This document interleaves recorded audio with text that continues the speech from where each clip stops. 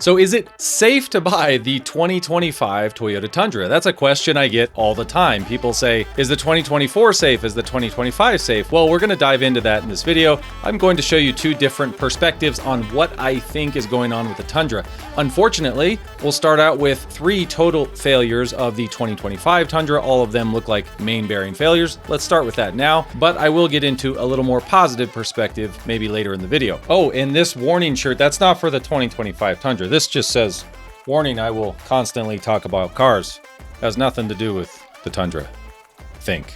I personally was hoping to see this issue behind Toyota, but obviously it's not. Kirk here bought his 2025 TRD Pro Hybrid in December, 1,528 miles on it, and it's sitting at the dealership with a locked up motor waiting on cause and a motor swap. I believe this one is a main bearing failure. I've asked him on this group to see if we can get some feedback from the dealer, but I'm going to show you another one that was a 2025 that was confirmed main bearing failure. Now, this next one, 2025, is Zach. It's an SR5 non-hybrid, TRD off-road package. 4 days into him owning it, he started hearing a tick. It sounds very similar to what we saw with even some of those 2024s with the knocking sound. Only 522 miles on the truck. 2 weeks later, Toyota doesn't know what's wrong with it. Then he posted an update. He said he got word from the dealership today that it was a bearing at the bottom of the engine. He did post this video, however, it was through that Samsung Cloud link. Those links expire within 2 days, so I couldn't download the video for you. And there was someone else in that same thread with Zach. He said, yes, I have a 2025 SR5, had mine for 20 days and only 1,000 miles. The check engine light went on. Took them 3 days to tell him what's wrong. And apparently he is indicating that it is accumulating extra debris in the engine. My guess is they dropped the oil and found lots of metal, maybe signs of the same main bearing issue there. And of course, note you'll see other folks in here. It's not all of them. One gentleman has a platinum, nothing wrong, 2,000 miles, 4,500 miles, 5,800 miles, no problems with a lot of these trucks. As you would expect, these are 2025s, so not a lot of complaints on the National Highway Traffic and Safety website. There was that one from November where someone was driving 50 miles an hour. Suddenly his check engine light came on and the truck died, would not start. He was told that his engine failed. So sort of a similar behavior as the old ones. That's the only engine failure other than those that I showed you earlier in the video. There's some different things like vehicle shuttering, just typical things you would see, you know, with almost every manufacturer, but a lot fewer complaints. As you would expect, this is a 2025. We really shouldn't be seeing a lot of complaints. So this comes back to, I'm going to be fair with Toyota in this and say, is that a lot of failures? Are 3 failures a lot? No, not really. But is that indicative of Toyota's previous quality? Well, let's go take a look. Let's look at some of the previous Toyotas and how they stack up and see even 10 years down the road, do they have this many failures in the Tundra? So I decided to go look at reliability. Let's go back 10 years to the 2015 Toyota Tundra. That's meaning 10 years of data that could have been submitted to the National Highway Traffic and Safety. So 10 years of complaints is aggregated here, and we see no engine failures.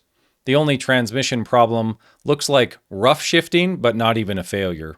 And let's go look at the complaints specifically with the engine on the 2015. So this was a common issue with the Tundra. The timing cover sealant leaks. It's actually the cam towers leak. That was not that big a deal. It wasn't some catastrophic failure. It's just annoying. That's really about it. No engine failures here. Nothing major. It's a really low severity rating. And I can already hear people saying, but you need to compare, since we're talking 2025s and 2022 was the model year refresh.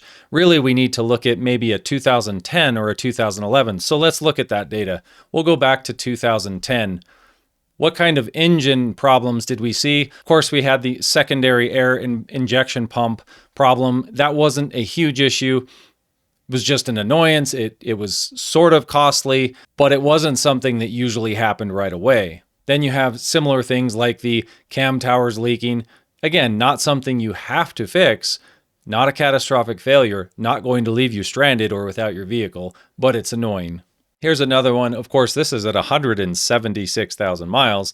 They said there was a problem with the oxygen pump, 150,000 miles on the vehicle, and he's upset he had to spend $2,000 to fix that. And the last one here is 48,000 miles, a cam tower leak. So let's jump up to the 2011 Tundra. Let's compare that.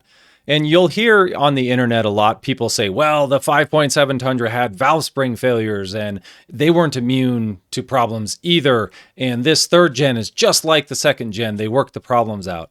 So here's valve spring failures that I can find. They were at 136,000 miles roughly. Actually, it's just one valve spring failure here. It's a duplicate post at 136,000 miles.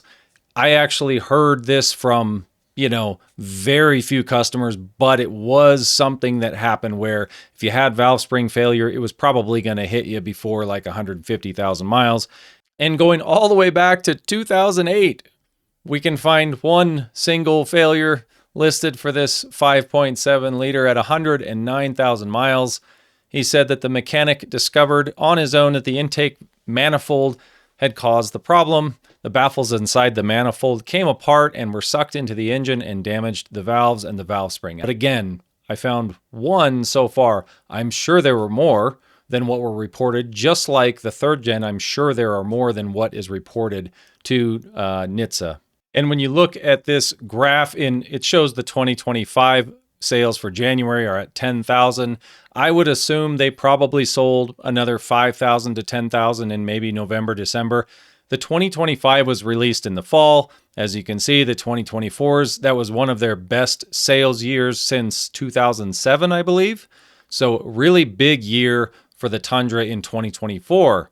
So what does that look like, as it relates to if you found 3 failures and maybe 30,000 sales? It's not a high percentage.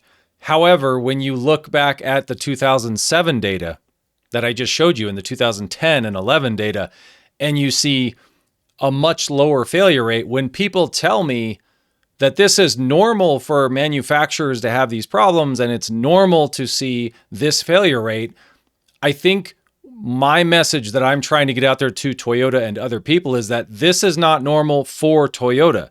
I don't care if it's normal for General Motors and Ford. Not really interested in that.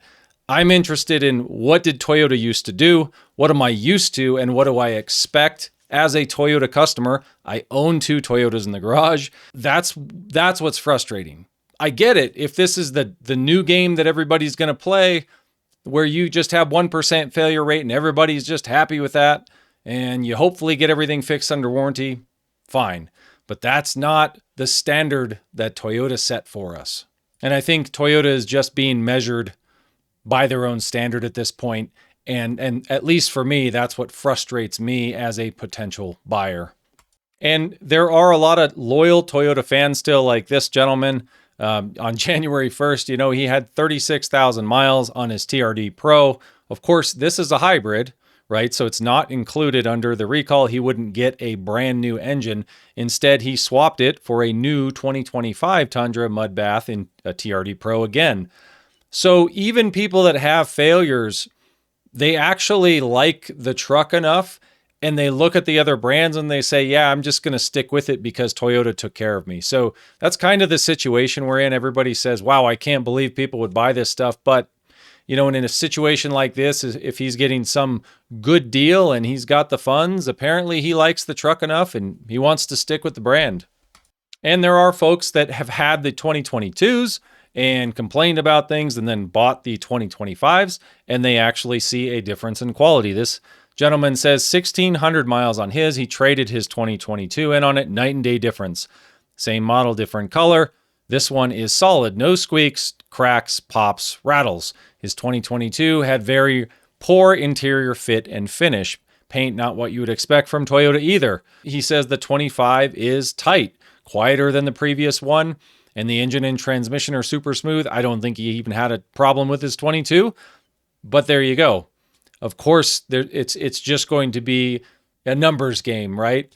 It's like you married your wife, but did you ever research the odds of getting divorced? They're actually much higher than this. So, I mean, if you look at buying a new truck like this, a lot less likely that the truck's going to fail on you. So don't sweat it. So back to my original question, would I recommend the 2025 Tundra? Is it really that much better than the other ones? I don't know. Time will tell. 10 years down the road, we're going to look back at this and figure out maybe what was the root cause of all of this. What frustrates me a little bit is that Toyota maintained for a long time and they said this was a debris problem. They still don't take care of the hybrid owners and they haven't expanded the recall. You can look at that two different ways. You can say it's a numbers game and all manufacturers are having problems and it's no big deal. At least Toyota backs their customers, mostly.